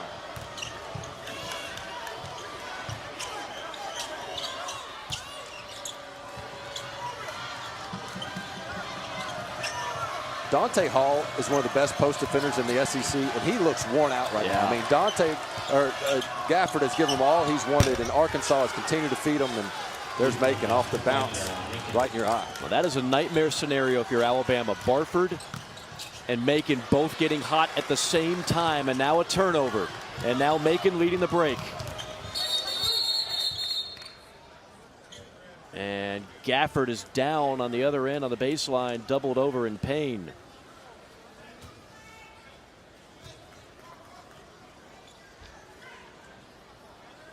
Mike, when I saw him go down, it looked like he went for that hip. Ooh, yeah, because that collision right there.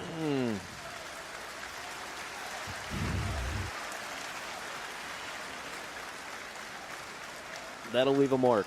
A knee right in the midsection.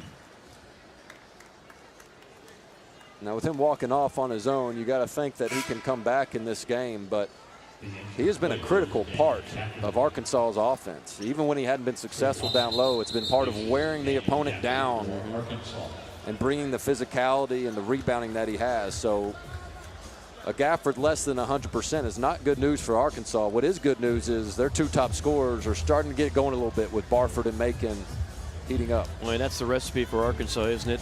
When they heat up, they're hitting threes. And Arkansas today, 7 of 14 from a three-point line.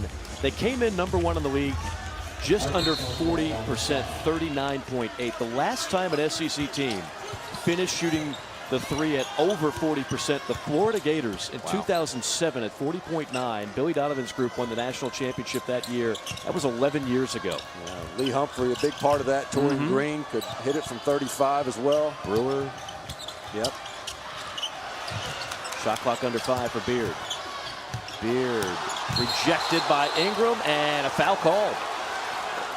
I don't like the call. We'll probably get another look at it, but Ingram comes over here and he's going to swat this, and Beard is, to me, is already falling down. And yes, Ingram lands on him, but you know, to me, Beard's offhand is going into Ingram, and they land on each other, but that's after the successful block.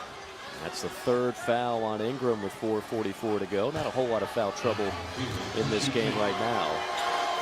Beard, the senior, off the mark on the first one. Beard is one tough kid. Mike, I remember you and I had a game where Arkansas had a terrific comeback against my alma mater, Tennessee, last year in Knoxville. Moses Kingsley with some big plays, but Beard could barely hold his left arm up in that game. He was still playing in key minutes and making plays for his team defensively. Arkansas with its biggest lead of the second half, up by 6 points, under 5 minutes remaining.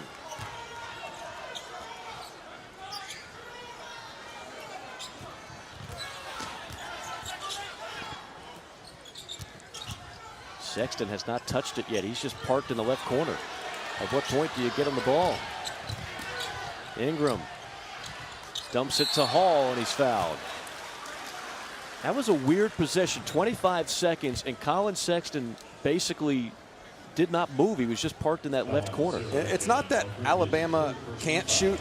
It's that they prefer to drive. And so that can make it an ugly possession. When Arkansas is sagging off and daring them to shoot threes, it makes it that much harder when they do what they want to do, which is get the ball down off the dribble, get into the paint. Yes, they get to the paint, but it's a congested area and no room or area to operate as a passer or as a post player in Hall's case. Barford's third foul, and now Hall to the free throw line, where he has struggled throughout his career. And he will struggle there. Razorbacks trying to make a pay on the other end. Barford reverse. Wow, what a shot by Jalen Barford. It's been the Barford-Macon show here of late, and Arkansas with an 8-point lead.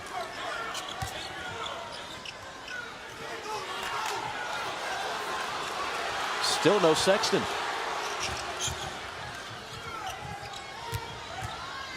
Ten to shoot. Sexton's just up top waiting for the ball. Ingram takes it and finishes with the right hand. And even as a decoy, he has an impact on the play, spreading the defense out. But Alabama is not going to get in this game with Ingram going to the basket over and over again. It's going to be stops on this end and keeping Macon and Barford in check. The last thing you want to have happen is them take over this game offensively, which they're starting to do. Macon, no. Gafford on a follow-up flush. Timeout, Alabama. Alabama. Third dunk of the game for Daniel Gafford. Barford had been held in check most of the game, but not anymore. Out in transition with the reverse scoop. Gafford says, that's a good one, my man, but check me out. Offensive rebound. He's been going to war all night long. Gafford finishes strong.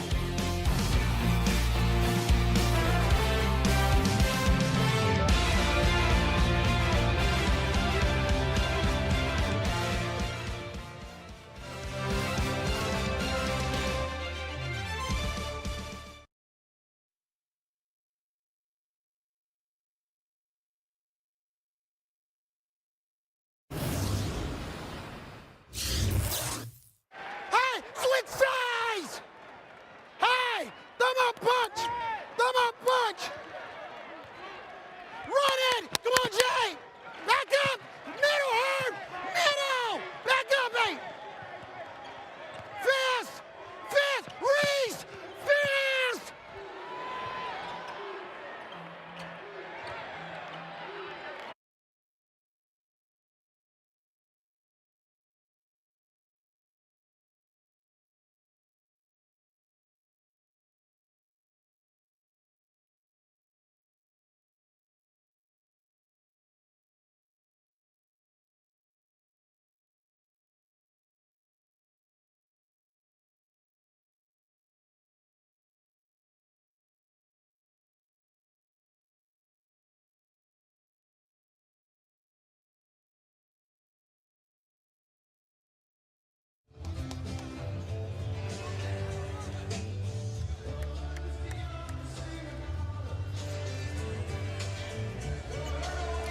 Arkansas up by 8, 67-59. Time now for our Good Hands play. Brought to you by Allstate, and he is Avery Johnson, wired up today. Hey, switch sides! Hey, thumb up punch! Thumb up punch! Run it! Come on, Jay! Back up! Middle, Herb! Middle! Back up, hey! Fist! Fist! Reese! Fist! That's Avery Johnson. He's been fired up today, and he has reason to be, Dame Bradshaw. You and I had a good talk with Avery, and one of the things he spoke about that this team needs to do to be a successful assist-to-turnover ratio. He was looking at 2-to-1 assist-to-turnover. Instead, 16 turnovers, just 11 assists, and at times the ball has just kind of become stagnant offensively. How do they turn it around here in the final 3 and change? Well, we asked him, what's the key for your offense, not just in this game, but when you go through those stagnant stages? He goes, yeah, some of it is watching Colin dribble around, but it's when we turn the ball over and not take care of it. And so right now, they've got to do just that. It's got to be about penetration and kicking it out for the open three, which Arkansas is daring them to do. Alabama has taken 23 of their 44 attempts have been from three. That's not a ratio you want to have, especially against the Arkansas team that struggles with the interior rebound. Especially for a team that only shoots 33% on the year from three-point land. Key. Kick out past Sexton. Collin in the trees, draws the foul. Coming up next, the SEC Now team will have full recaps and breakdowns of all of the games today in the Southeastern Conference. Earlier today, Mississippi State trying to stay on the bubble conversation. They were victorious in overtime against South Carolina. Tennessee, another win. And coming up later on after us, it'll be Auburn in Gainesville taking on the Gators. Well, as Alabama tries to fight back here in this game, the one man that can attack and get to the free throw line is Collin Sexton. 78% on the year. He's going to have to convert these down the stretch. And while they have taken maybe too many threes, more than they would like, to get in this, I think they're just going to have to take a couple and see if Petty or Ingram can knock down a couple of these. And that's how they got into it, was in the first half, was off a bank three by Reese. Wow, Dustin Thomas takes it right at the shot blocker Hall. 9-point lead for Arkansas as we near the 2.5-minute mark of this game.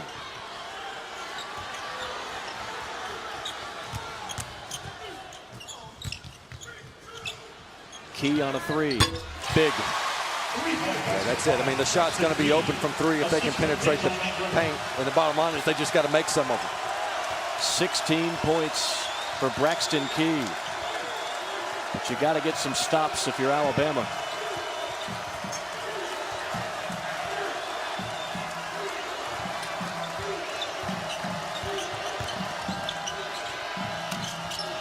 Thomas again.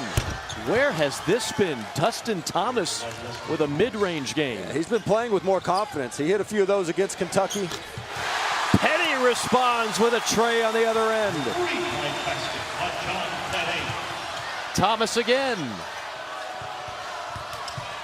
Barford lost it. Alabama ball.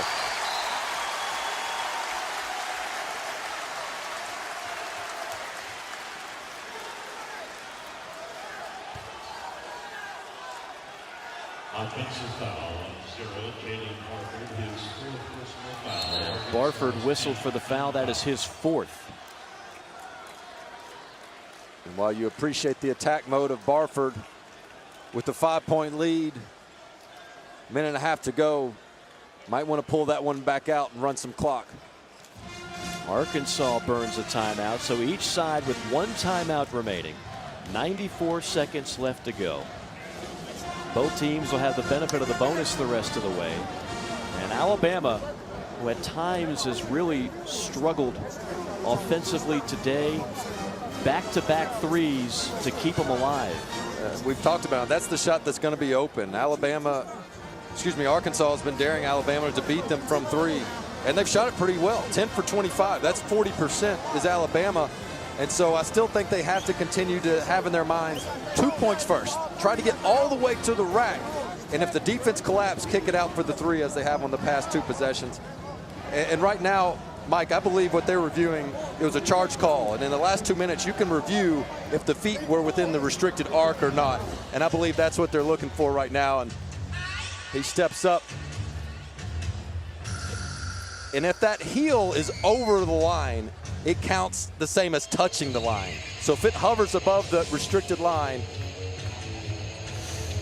Wow, that's tough. That's tough.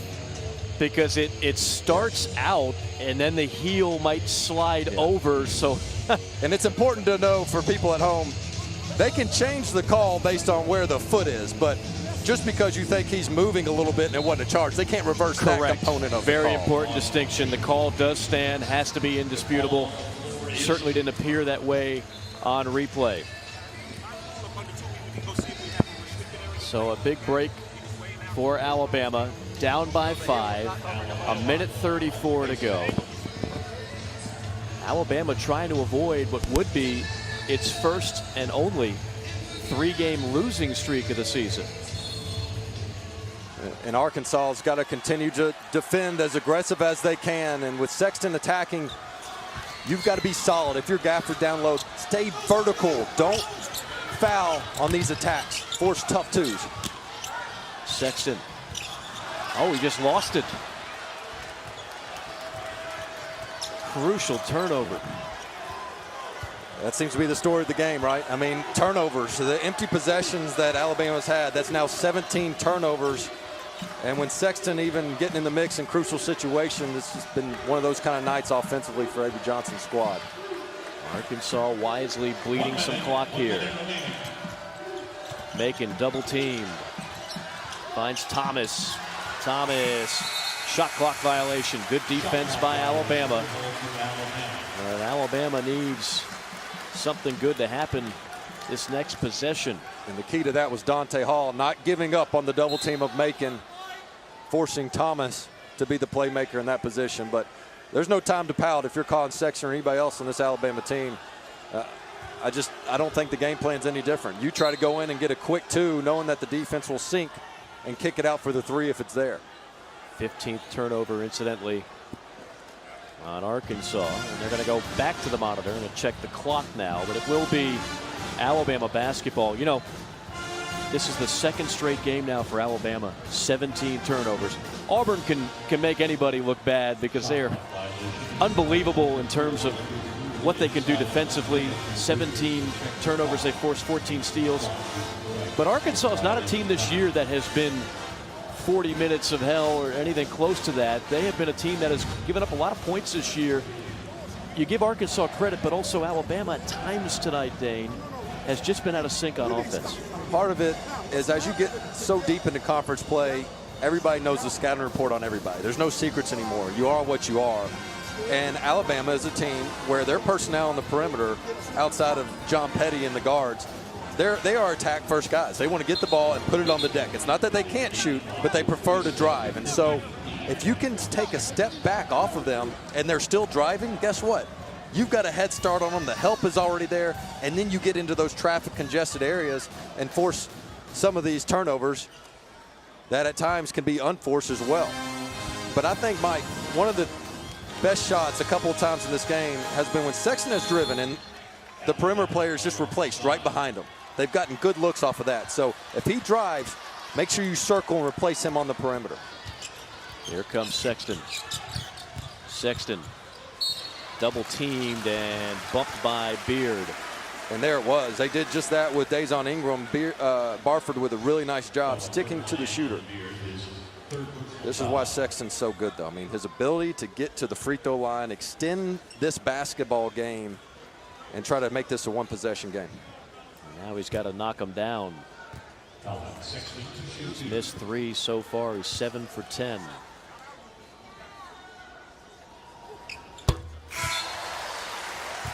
$12 points from Colin Sexton.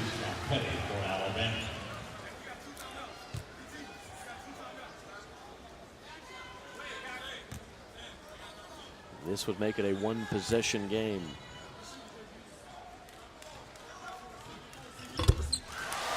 Crawls over the front of the rim. 71-68. Avery Johnson puts in his best defensive team with Herb Jones. Almost a steal, and then out of bounds to Arkansas. Alabama. And Jones almost rewarded them for the substitution. You take out Petty, your better shooter, for your better defender in this case, and Jones almost makes a play in transition. And they might go to the monitor to review this, but it is the final 2 minutes. They could, if they deem it close enough. Well, and as much as anything, did the possession change because they've reset the shot clock. There should not be a 4-second differential right now, as Mike is going to hear straight from the official on what the call is, because they should not have reset that shot clock. A 30-second timeout. What'd you hear, Mike? Just what we were talking about. It's purely whether or not to reset the shot clock. This is not a whether or not the ball belongs to Arkansas or Alabama. And now we are told Arkansas has actually burned a timeout here. It will be Arkansas basketball. Mike, that is a huge play. And you see what's going on with the standings. We talked about it earlier in the show. Teams right now in this logjam are fighting for that 3rd and 4th spot in the SEC to earn that double bye in the SEC tournament, with 2 of them playing before us tonight. But gosh, Alabama does the press. They don't really get the benefit of a turnover. It's a hustle play, but the shot clock resets, and now they're in a position where I think you have to foul to extend this game, as opposed to before you had about a 14-second shot differential when Sexton had made his free throws and 9 seconds waste away. Auburn, Florida will follow us here on the SEC Network. Big one brewing in Gainesville.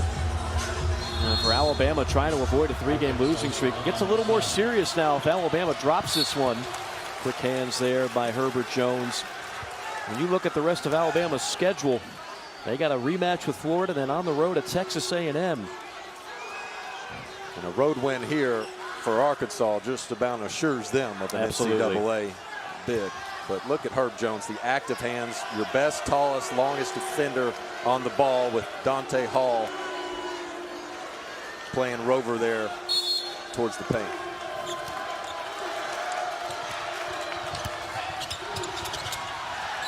Quick foul. Thomas to the line.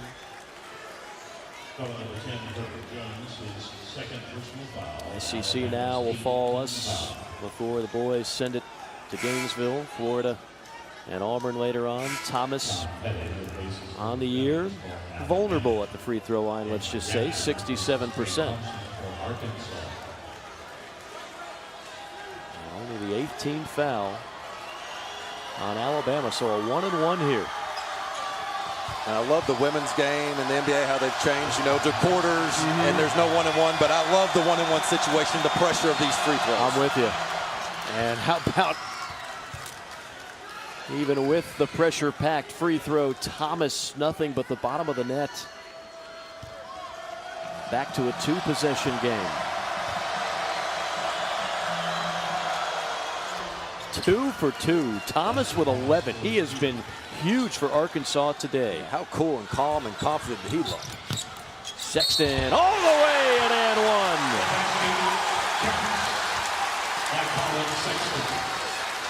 Mike, we talked about it when Sexton drives. This is something Gafford has to learn. You have to jump straight up in the air. Stay vertical. When those arms go down, they are calling and blowing that whistle every single time. So contest without fouling. Gafford unable to do so there. Sexton with a huge and one. I mean, you go from 2 clutch free throws, a 4-point lead, and within a blink of an eye, an NBA talent like Sexton comes in with a 3-point play. And it was just that, a blink of an eye from the time he got the ball to the time he was at the rim. Rattles out, and it remains a 3-point game. And a block foul on Sexton, and Macon, a very good free throw shooter, and not just a good free throw shooter overall. In the final minute or overtime, Daryl Macon is 26 for 26, 56 for 60 in his career. It doesn't get more clutch than that.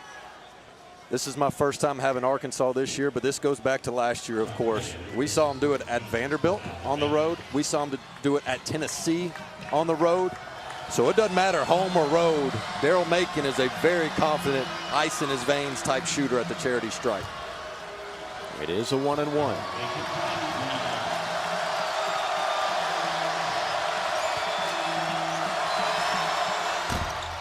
Missed it. Bama down 3. Sexton thought he was going to launch. Sexton going to drive, leaves it for Hall, who's hammered by Thomas.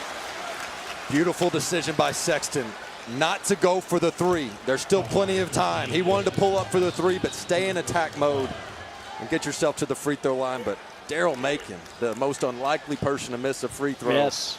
And I'm sure the folks in Fayetteville are saying, Mike Morgan, Dane Bradshaw, get off the air, quit talking about our free throw percentage of our star player. Well, maybe the reverse will happen if I mention Dante Hall is at 57% on the year.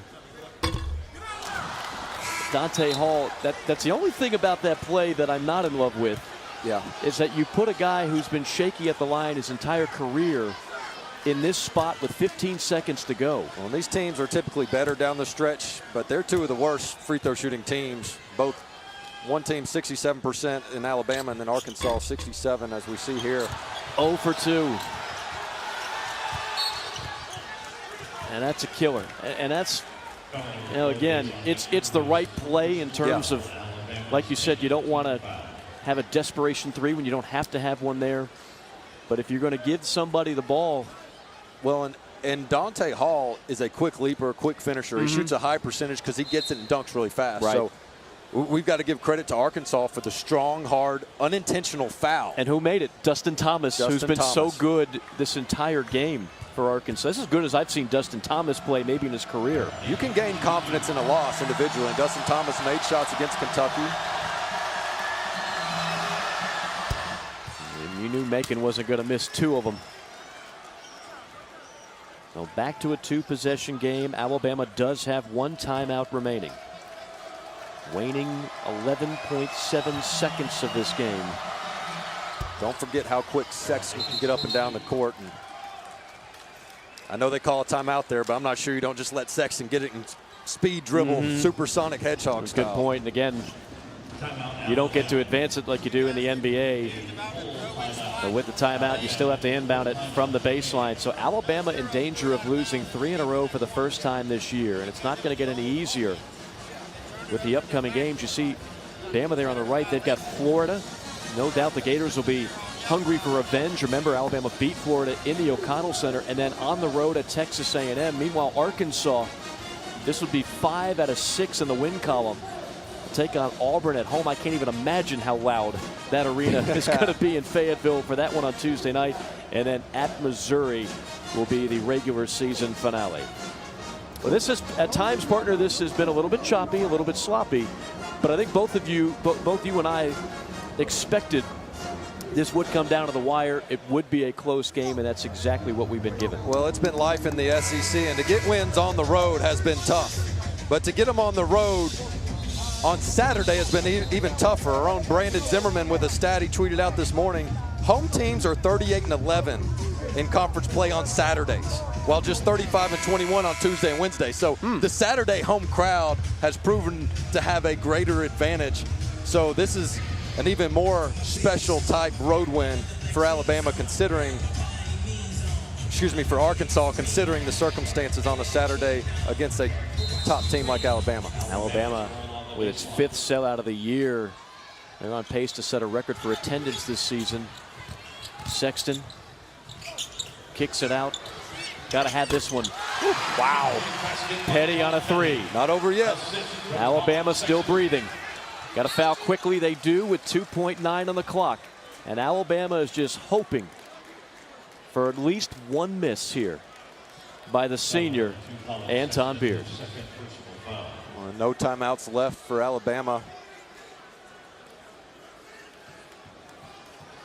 That's why Avery Johnson has his guys over there right now trying to draw up a play, knowing that it's 2 shots.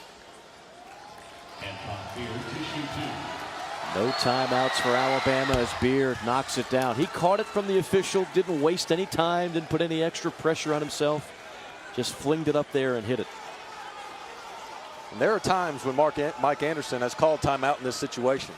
With the other team out of timeouts, he typically likes to set up his defense. In this case, he's instructing his team, not allowing Coach Johnson that Missed it. opportunity. Alabama's alive. Here comes Sexton. Sexton with a heave. No! And Arkansas steals one at the Coleman Coliseum. 76-73. Boy, they had an opportunity. The ball bounced.